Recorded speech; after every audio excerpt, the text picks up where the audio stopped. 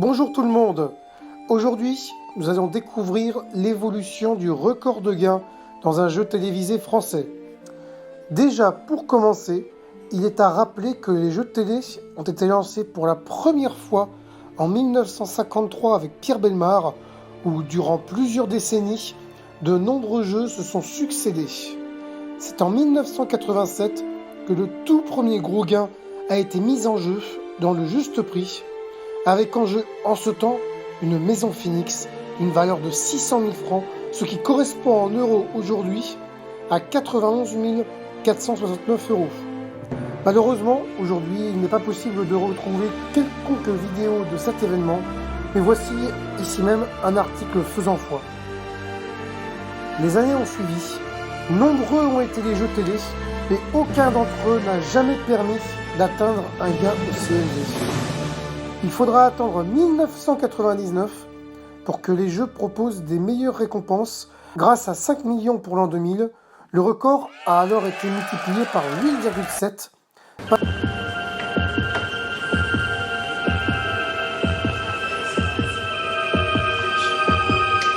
Pour 5 millions de francs, vous venez de tirer au sort, monsieur, cette question.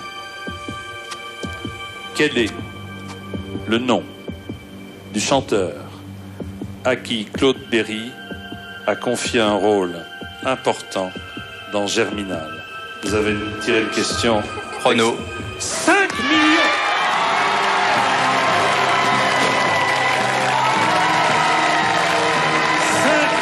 De francs.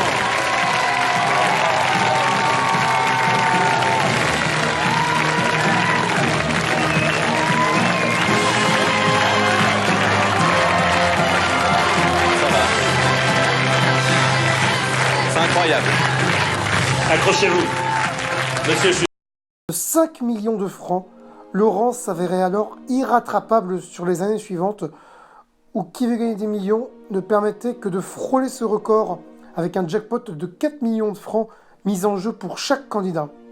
Il faudra en effet attendre 2002 pour que tout soit remis sur la table grâce à la conversion en euros et le nouveau palier maximal d'1 million d'euros. Si une seule candidate a osé prendre le risque de perdre 252 000 euros et elle a dans un jeu télé. Mais depuis sa victoire, les jeux à caractère feuilletonnant ont été lancés avec la possibilité de rester indéfiniment et donc d'espérer un jour dépasser ce seuil symbolique du million d'euros. J'avoue que je vais avoir du mal à trouver les mots pour dire à quel point ce bouleversement a été gigantesque, énorme. Voldemort est ainsi passé à peu de choses de votre mari de fin 2016 à début 2017 grâce à son cumul de gains de 809 392 euros en 192 victoires. Et Paul s'approchait du podium final grâce aux 691 522 euros qu'il a pu accumuler durant son périple de 152 victoires. Tout est donc possible, même sur France Télé, où le plus grand champion est arrivé à un total de 410 000 euros dans N'oubliez pas les paroles. L'aventure des légendes des jeux télé n'est pas prête de s'arrêter. N'hésitez pas à rejoindre le groupe Facebook, mais aussi de nous suivre sur Instagram. Merci pour votre fidélité. Abonnez-vous, activez les notifications avec la petite cloche.